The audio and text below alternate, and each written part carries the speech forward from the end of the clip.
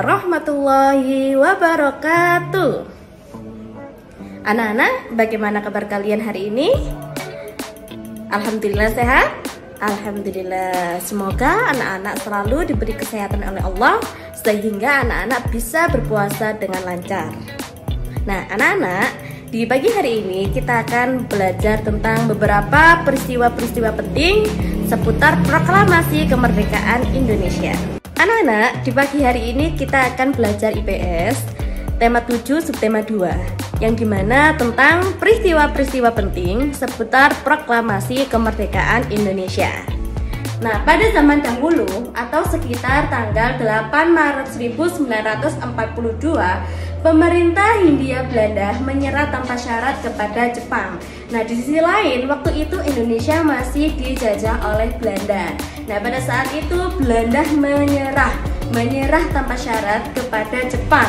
Hal ini menandai bahwa berakhirnya penjajahan oleh Belanda.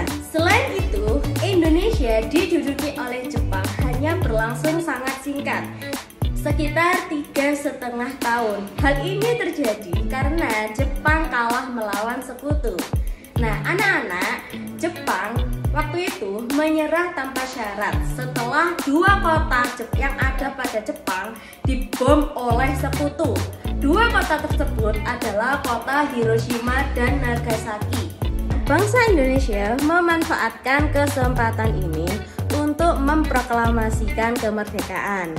Nah, untuk mencapai proklamasi tersebut, bangsa Indonesia melewati berbagai peristiwa-peristiwa penting.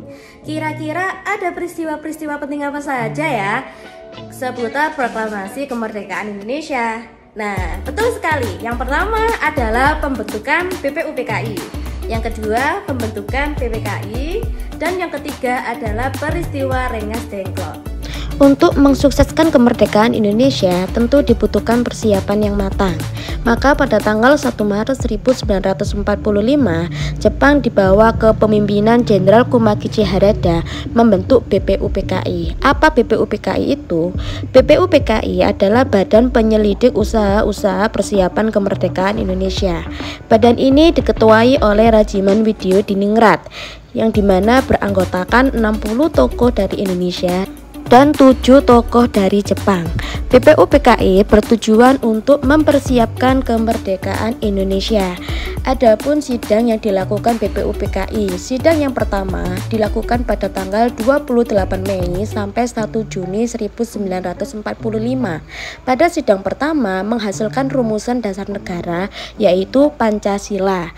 Sedangkan pada sidang kedua dilaksanakan pada tanggal 10 sampai 17 Juli 1945. Setelah sidang kedua berakhir, BPUPKI kemudian dibubarkan karena tugasnya sudah selesai. Jepang mengalami puncak kekalahannya karena adanya pengeboman kota Hiroshima oleh sekutu. Lalu Jepang mempertegas janji kemerdekaannya terhadap Indonesia dengan cara membentuk PPKI atau Panitia Persiapan Kemerdekaan Indonesia yang diketuai oleh Soekarno. Anak-anakku, pada tanggal 9 Agustus 1945, sekutu kembali meluncurkan serangan bom atom di Jepang, yaitu di kota Nagasaki. Berita tentang Jepang pun mulai tersebar di Indonesia. Namun pada saat itu, seluruh radio yang ada di Indonesia disita oleh Jepang. Namun, salah satu pemuda dari Indonesia yaitu Sultan Syahrir menyembunyikan radionya sehingga tidak tersita oleh Jepang. Sultan Syahrir mendengar berita melalui radio bahwa Jepang akan menyerah kepada sekutu. Tetapi berita tersebut tidak diketahui oleh Soekarno, Muhammad Hatta, dan Rajiman Widyodiningrat karena ketiga tokoh ini sedang melakukan perjalanan ke Vietnam. Tak berlangsung lama, ketiga tokoh ini pun mendengar berita kekalahan Jepang dari golongan muda. Pada tanggal 15 Agustus 1945, Perang Dunia Kedua berakhir dan Jepang menyerah tanpa syarat kepada sekutu. Adanya pengeboman dua kota yang ada di Jepang menyebabkan Jepang mengalami kekalahan dan pemerintahan Jepang di Indonesia mengalami kekosongan. Nah, pada saat itu, golongan muda pun mendesak untuk segera melaksanakan proklamasi kemerdekaan di Indonesia. Tetapi, golongan tua menolak dengan alasan proklamasi harus dipersiapkan dengan matang.